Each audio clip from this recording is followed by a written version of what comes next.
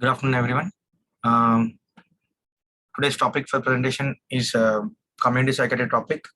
It's about salience and tracing the progress of National Mental Health Program and its current status.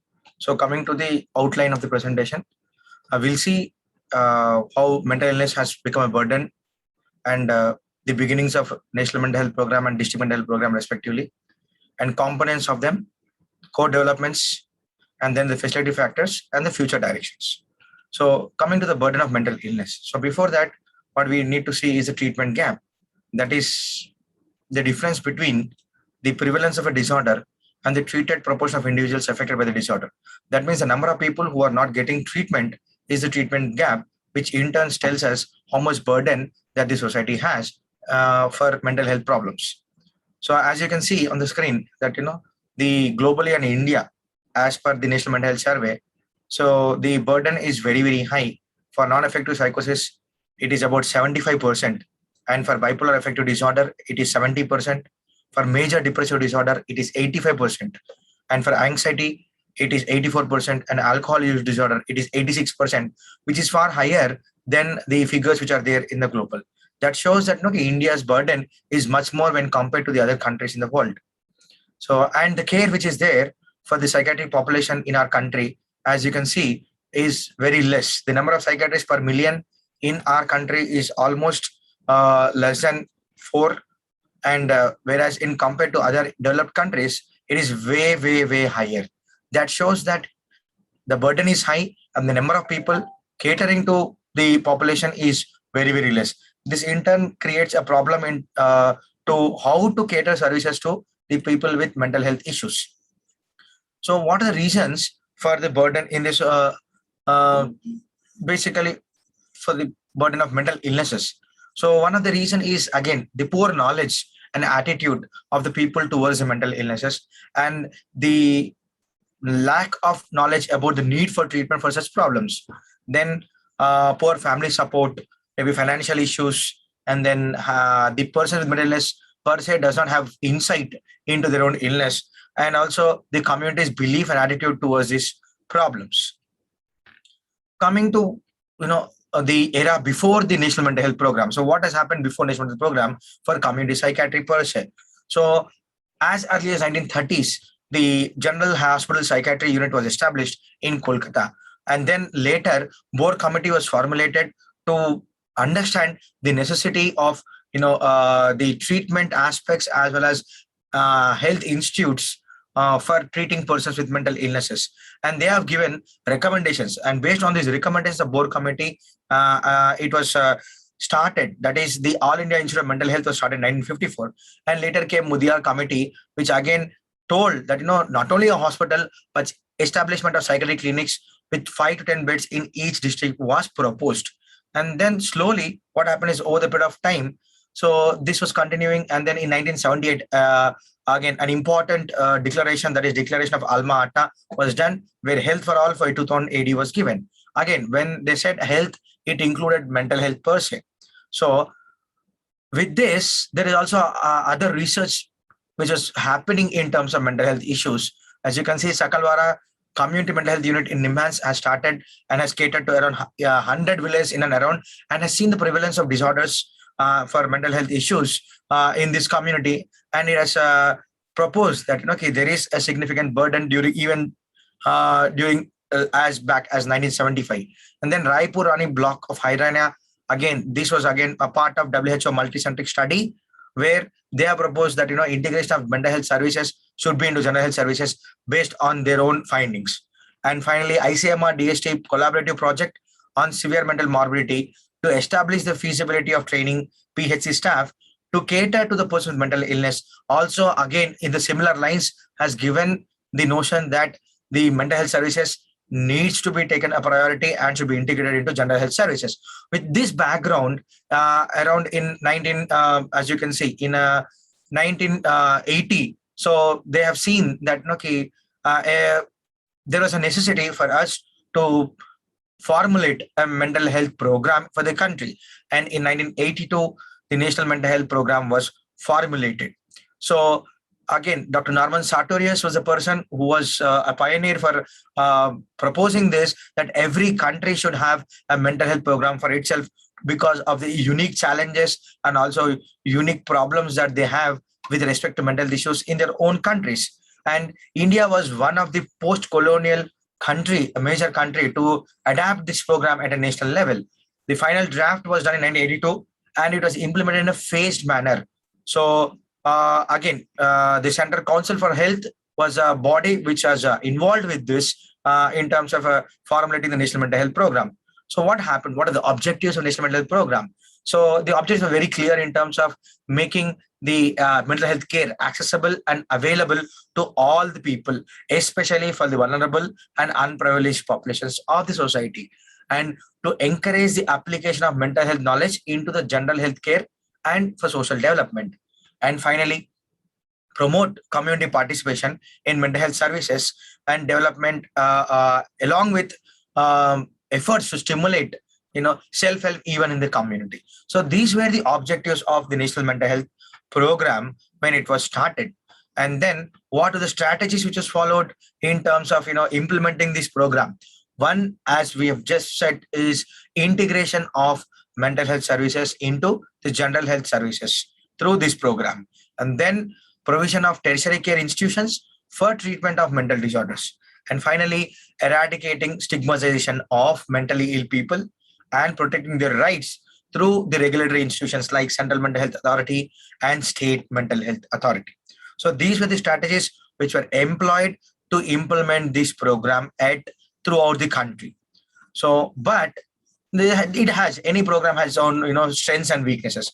So though this was ongoing, but there is a lot of lacunae in terms of implementation of the National Mental Health Program. And some of the weaknesses you can see on the screen is, it was more focusing on the curative aspects than the promotive or preventive aspects when it was started. And then the short-term goals were given more priority when compared to, thinking for the long-term aspects of, the mental health issues. And initially the administrature was not very clearly pointed out. So there was an issue in terms of who's going to implement the program, especially in terms of which ministry will get involved. Is it the education ministry? Is it social justice? Is it the family welfare? So there is a lot of confusion in terms of which was a primary ministry or the administrative section which is going to implement this program. And so it was not, again, it did not fall through properly because of this. Then again, one of the most consistent problem for any program in our country, the lack of funding consistently. Then slowly the motivation of the people, the initiatives were dying down over the period of time, and psychotropic medications were not available timely for these people. And that was again one of the major hindrance for treating people. Even if the people are there to treat, there were no medicine available at that point of time consistently to provide care to the persons. Then lack of human resources. There was a dearth of lack of trained mental health professionals to cater to the people with mental health issues. And that again had turned out to be one of the core weaknesses of mental health program. Any program requires monitoring or feedback and evaluation so that the program can, take feedback and improvise and improve according to the changing times and needs of the people. So there was no such, clear monitoring or evaluation for this program. And thus that was one of the, again, one of the point where, the implementation did not happen the way it was formulated or thought of as on the paper, but in the ground reality, it did not actually happen because of all these weaknesses, which has been pointed out. So along with that, so in order to overcome this limitation of the implementation and to overcome the weaknesses which we described just now, so they were trying to implement the program, but how to overcome the weakness. So NIMHANS has undertook a project called as Bellary project in the state of Karnataka along with the help of the government, and from 1985 to 90. And what they have seen is that they have taken this project and they've trained the medical personnel, non-medical, paramedical staff in terms of how to screen, identify, diagnose, treat and refer persons with mental illnesses. And that has given an idea in terms of how to implement the National Mental Health Program also in a broader structure. So then it was thought that since district was always an administrative block, they thought a mental health program can also be implemented through a district, and this can act as a right wing arm for the implementation of the national mental health program. And thus the district mental health program was given birth to in 1996. So the focus of the district mental program at the district level was, one is service provision at the different levels of district healthcare delivery system, and then it's not only providing services but also to build the human resources, that is capacity building programs, not only for the medical officers but for all grassroots level workers, that is a length and breadth of the health sector, including paramedical staff, including ASHA workers, Anganwadi workers, pharmacists, so whatnot, especially all the sectors. And then the most important activity again is awareness generation activities through the information, education, and communication activities, that is IEC activities. So broadly, it was divided into clinical or service provision services, and then capacity building, and then awareness generation services. So what are the components of it? So as I said, the components are not only this but also development of manpower, and they have developed some schemes in terms of establishing centers of excellence which can cater to the population as well as help in providing care, support, training to the zones which they are established in, so that we can bridge whatever the gap which we have in terms of mental health service delivery, especially trained professionals, and also in terms of grassroots level workers. Then if there are already established departments, to strengthen these departments and to establish new departments when they are not there, because the burden was so high, the prevalence was very high, so the existing resources were not adequate enough to cater to this. So they have come up with these manpower development schemes in order to cater to this population at large. Along with that, they've also incorporated monitoring and evaluation programs, training and research, and then daycare for persons with mental illnesses, and then residential, that is either long-term residential facilities with continued care, and then mental health helpline. So these are the components which have been incorporated into the district mental health program as well as the national program. So like I said, in 1996, the district mental health program was started.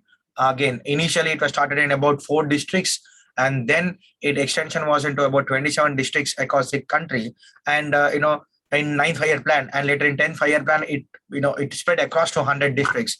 So the main focus was to provide the community-based services, because that was a trend which was happening throughout the other countries in the world. And in the next 20 years, this was what was happening in terms of delivery of services through district mental health program. So after that, there was an evaluation, basically a review of the district mental health program as a policy group from Ministry of Health and Family Welfare. And what they have seen throughout in terms of when they have evaluated throughout the country, so they have seen that there is a wide variation in its performance across the country in different places. And then there was some states had large gaps, and some states were very good. So there was inconsistency in the way it was implemented in different parts of the country.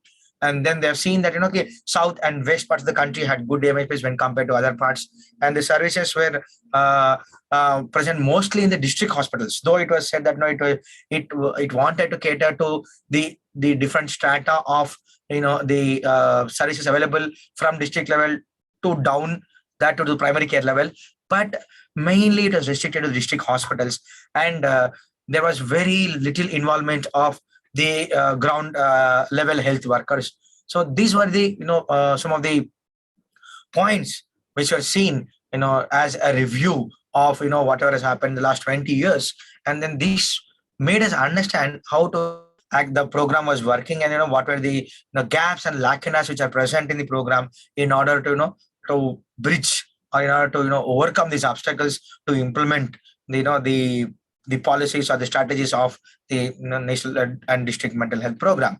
So with that, in the 12th 5-year plan, they have again formulated that it was very explicitly written and strongly told that there should be centers of excellence as scheme A of the 12th 5-year plan, where financial support will be provided for the centers of excellence in terms of construction, in terms of technical support, non-technical equipment, and library and faculty selections, and in existing with the state and central mental health institutes.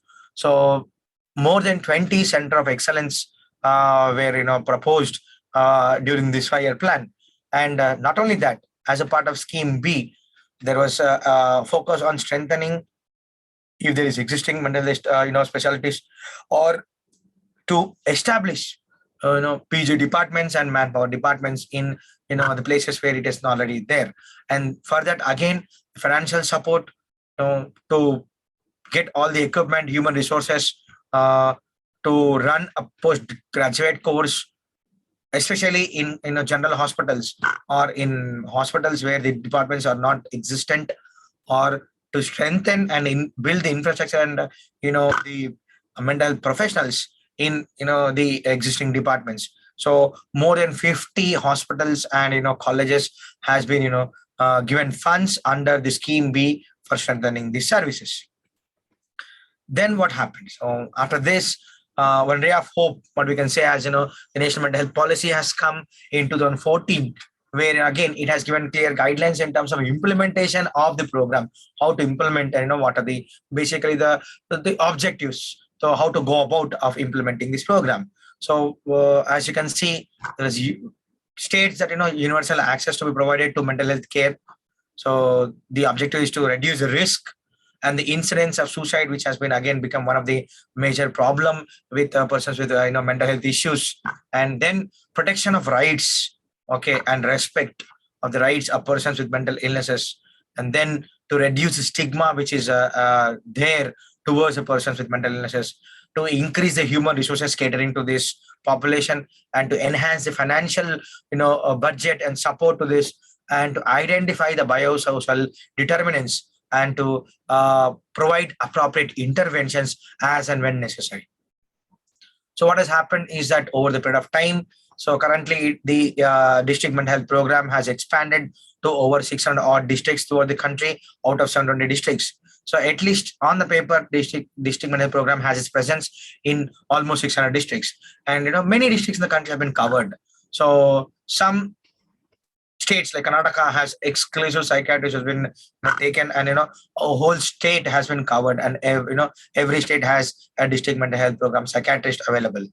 And then the budget was allocated for transporting persons with mental illness to the healthcare facilities. Then there is intersectoral coordination or linkages basically between the schools, colleges, and counseling centers at workplaces with the district mental health program. And then support was given to put 10 bedded inpatient facilities at the district hospitals, where the district mental health program team can cater to people, can admit and give inpatient care if necessary for the persons who are suffering with severe mentally ill issues.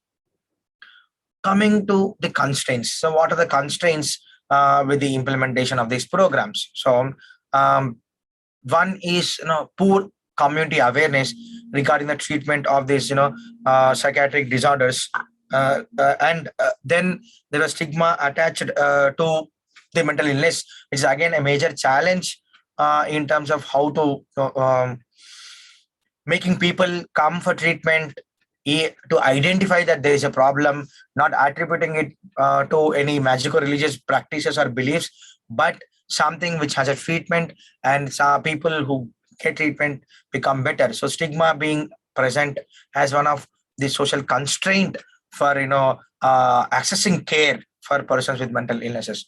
The other issue was poor community involvement. Again, lack of knowledge with regards to the mental health problems and issues, and poor initiatives basically in terms of community to understand and to involve with relates to mental health programs, or the involvement in terms of the whatever the support which is needed from the community has been very, very less, and that has been one of the constraints in terms of implementation of this program. And then there is limited facilities for the treatment in the community itself. Though we've been talking about providing community-based treatment for providing support to the person with mental illness, but the infrastructure or facilities in the community has been very, very less. So even if there are places where there is human resources, but because of the lack of infrastructure, it becomes difficult to cater to the person at the community level, and that has been one of the hindrance to provide care at the community level. Then, as we have discussed, lack of skilled manpower. Though there are training activities happening, but not to the level where we can actually provide support to the persons with mental illness, since there is a significant prevalence and burden with that. So there is a need to improve the existing human resources, so that we'll be able to cater to the public with having mental health issues. So again, this was one of the constraint in terms of providing care to the person with mental illness. The other issue, as with any other program, is lack of coordination with various levels of administration and departments. So though it is a single program, but then it needs to have some amount of coordination with other departments. And when the administrative flow or the the linkages between the departments are not proper, or there is no clear protocol, if there is a protocol, if it's not followed, then everything falls apart. Even if it comes from the top, but then it does not reach the bottom, that is the end service user. So in itself it is a failure, because we are not able to provide care to the end user or the person who is in need for it. So this again has been one of the challenge in terms of implementation of the the national mental health program. And finally, though the monitoring mechanism has started, but it is not rigorous, or it has not been effective enough in terms of providing care, or in terms of taking feedback and being able to actually cater to persons with mental illnesses. So in that sense, it was again very barrier to provide care for persons with mental illnesses, as there is no constant accountability and monitoring and feedback, so that the services could not be employed, the services could not be provided to the persons who are on need. And that again is a significant challenge which has been there for the implementation of program. So though what we have spoken is in terms of constraints and how it was not implemented, but let's take the example of some of the states which have been doing well and what kind of programs. So as we have spoken about some of the strengths and some of the weaknesses, so as I've told about constraints and some of the weaknesses which has been there, let us see also what has happened in terms of implementation of the program, and some states which are doing well, how they have implemented this district mental program in terms of providing care for the person with mental illnesses. So as you can see, an example of a district mental program in the state of Karnataka, the programs have been given are Mano Chaitanya program, Manasadhara program, and Manasa Kendras, assisted home care services, primary care psychiatry program, and e-monitoring survey software for monitoring for DMHP program. So as you can see, Mano Chaitanya program is a program where outpatient-based clinical services is provided by the DMHP team for catering to persons with mental health issues. These are on Tuesdays. Initially, when you started, this is called a Super Tuesdays, and this is on a fixed day at the sub-district level.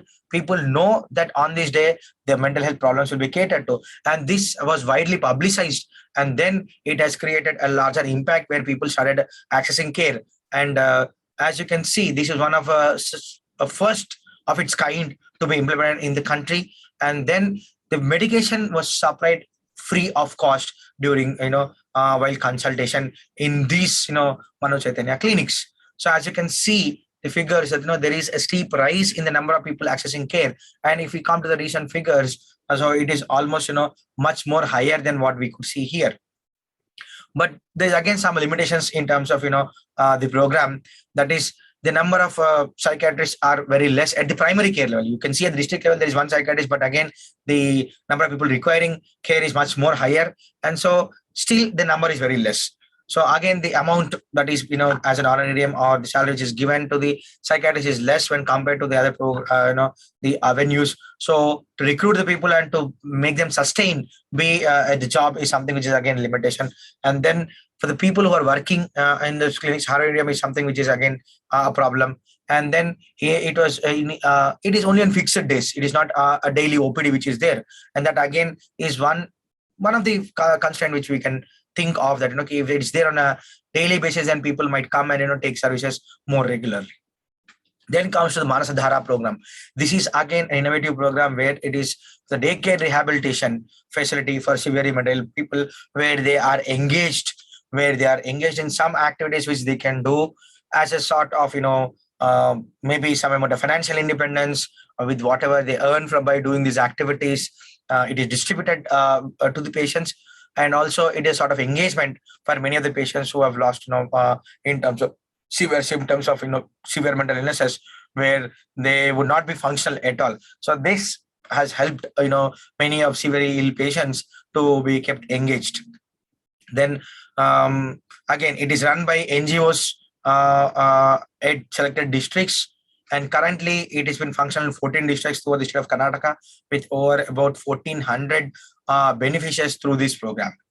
Coming to Manasa Kendra. Manasa Kendra is again a halfway home which is meant to cater for the person with severe mental illness. Again, when a person is discharged from in a hospital, he might require some transition homes till he finds a place in the society or a community where he can go back and stay and do his work. So it's like a transition where the person can stay back till he finds a place to be incorporated into the society or community.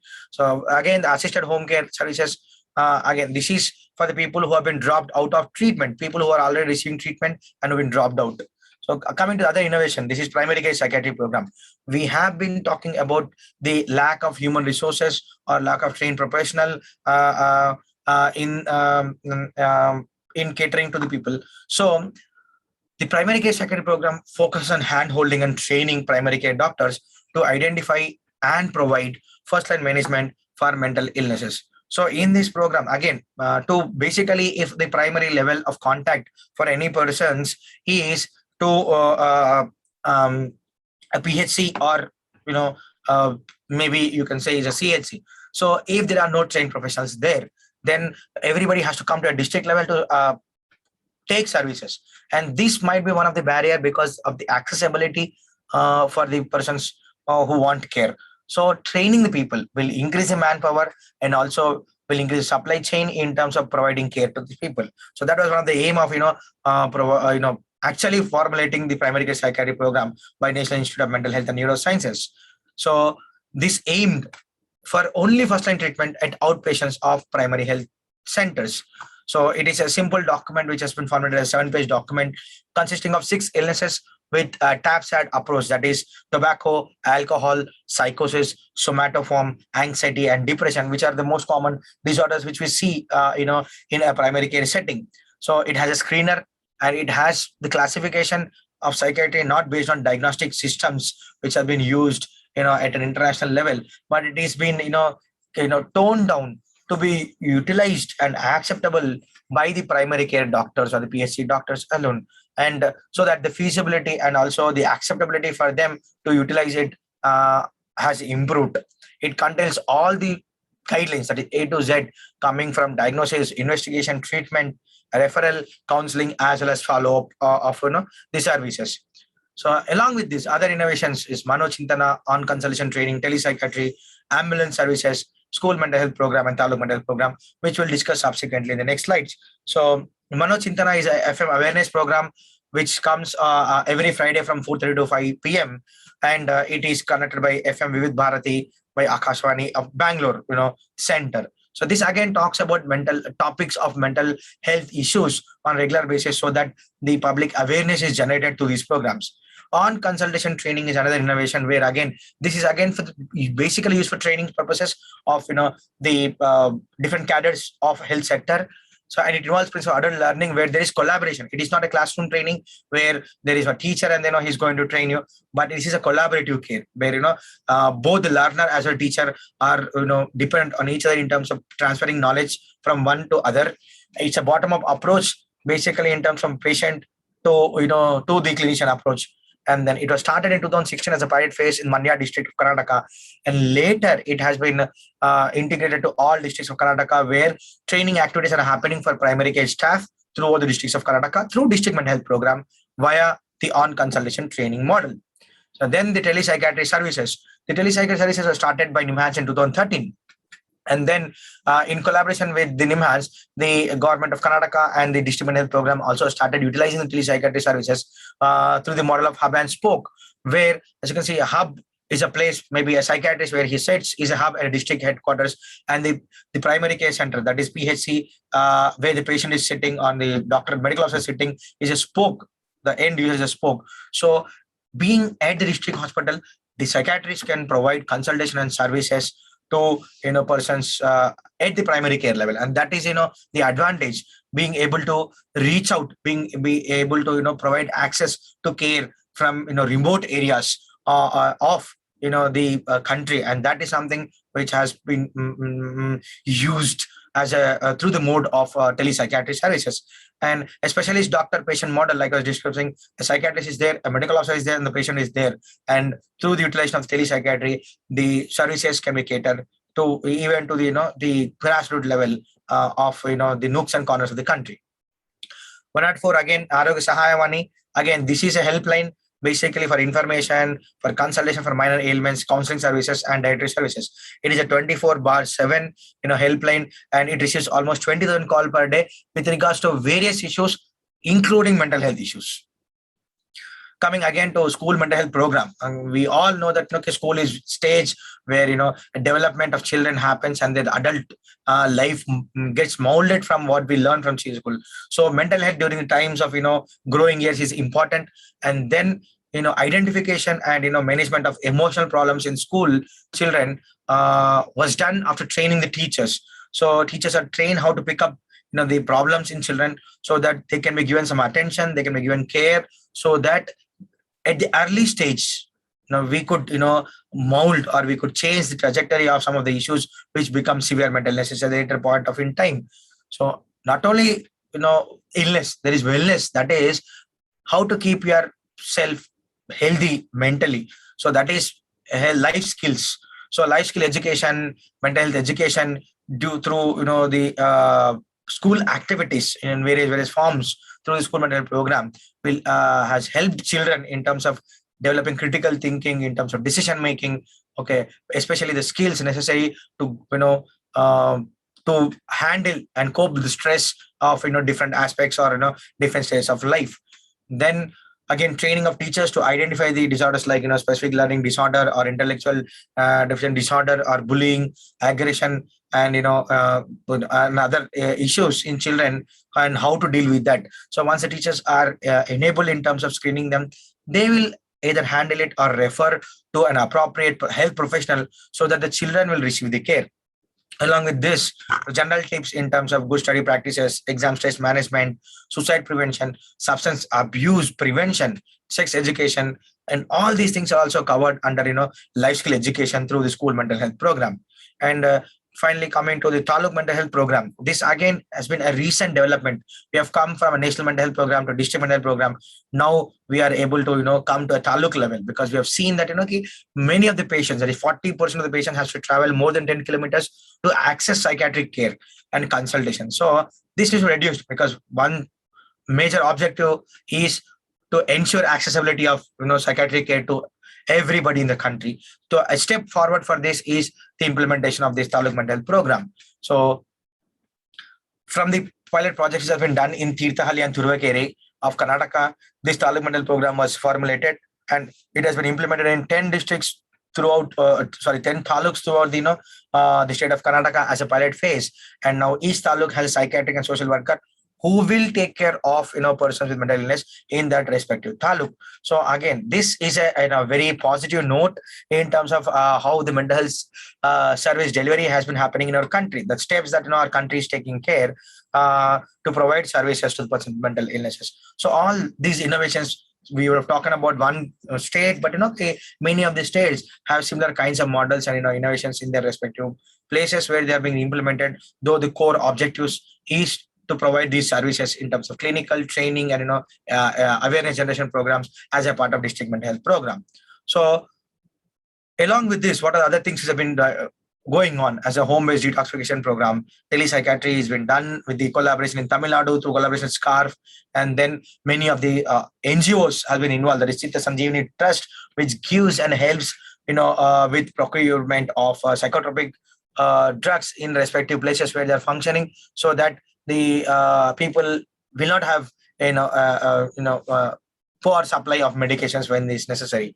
And a lot of, again, initiatives have been taken by NGOs in collaboration with other institutes to provide training activities for different cadres and different levels of mental health service providers.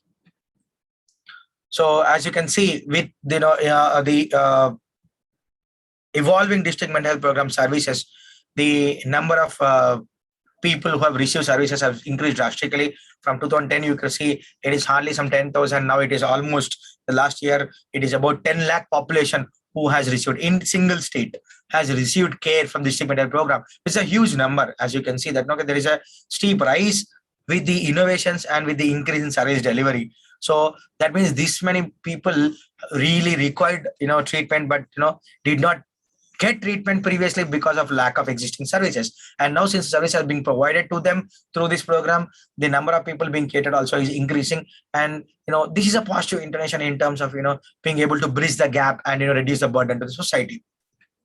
So what are the facilitating factors for providing this is we need to utilize these interventions judiciously. Okay, and legal systems will be brought in. People, as we all stakeholders, we need to see what is happening in the country. We need to ask in terms of either in the form of the government sector to provide reports about what is happening in terms of implementation and how many figures, so that we'll have an idea how it is being implemented. Then Human Rights Commission initiatives to protect the rights of persons with mental illness, works of non-governmental organizations, basically again bridges and also helps to deliver the services. And then a lot of other systems in terms of government organizations should also take accountability in delivering services. Then the other factors is the one of the significant factor is the Mental Health Care Act 2017, which talks and rights of persons with mental disabilities. That is 2016 Act. These both has put a mandatory obligation on the government to provide services, at the community level for the person with mental illness. So as a part of this mandated by law, the government has to implement this program now much more rigorously than previously, because there is some monitoring and supervision which has been coming through the legal system right now. And then the other factor is availability of technology. In the last 1 year, we have seen technology has received a boost in terms of how it can be utilized for every sector of health, not only all sectors, but every sector of health also, even for mental health. We have seen that, the acceptability of usage of technology in mental health sector has also increased and improved. So we can use this technology to leverage and to bridge the gap of what we are facing previously. And then a lot of parliamentary and legislative questions every year. At least there are 2 or 3 questions which are raised in parliament with regards to mental health, and that is a very positive note in terms of somebody being able to focus on mental health issues. So when there is accountability, there definitely will be a change and which is a positive change. Finally, how to go about it? Coming to the conclusion part, what can be done? We should, like we have been discussing, weak monitoring system will not help in the improvement. So we need to have a rigorous or a critical review of the performance, a timely basis, so that we can improvise in services. Then providing the best practices, that is disseminating the best practices for the implementation of the program. There should be quality control, how the program is implemented, not just the program is implemented, but how good it is being implemented. Then embracing the technology, like I said, doing research. Research is one which will tell us, whether our program is been happening at a good pace, or what are the lacunae of our program and limitations of the program, so that we can work on those things. And then utilization of health and wellness centers, which have been formatted throughout the country now. So when there are already existing services or existing centers are there, so implementation of the mental health services through these centers will again broaden the reach to the people. And maybe deprofessionalize, stigmatizing, or maybe tunneling it only to mental professional, but training everybody in the mental health related aspects, so that people, whoever is there at different levels of the health sector, can identify problems with mental illness and either treat as a first line management or refer, so that everybody gets care. And then having a stepwise approach, primary, secondary, and tertiary approach, so that all the people, nobody is missed out, and everybody gets care at that level. Well, again, leadership, that is one thing which is most important. If a program has to run properly, there should be a leader who propels this program in the right direction. And for that, centers of excellence, for capacity building, and for technical inputs, these leaders are going to be people who are going to propagate this program and make this program move forward with much more better and effective implementation. Intersectoral coordination, again, we discussed about the importance of it in terms of having coordination between different sectors. And until unless we achieve this coordination, it will again be one of the barrier in terms of effective implementation of the program. And finally, a good collaboration between state and central governments in terms of providing care for the persons with the mental illnesses and implementation of these programs. So these are all what needed to be done in terms of effective implementation, and what state are we in right now, but how to improvise these services. We have seen that over the period of time through the district mental health program, the mental health services have been provided. There is an improvement in the provision, but we are still way behind of what the ideal scenario is to be for providing services. So by adapting all these things, we might be able to avert a mental health pandemic which is lurking behind the corner. So if we implement all these whatever the reviews which we have got, whatever this the challenge which we have faced effectively, so that we can try to uh, provide care in a much more better way, and also bridge the gap so that the burden is reduced in the society, not only mental health burden, but it also the financial burden and the societal burden, so that the country will prosper in terms of health in all aspects. I thank you all for the present being part of presentation.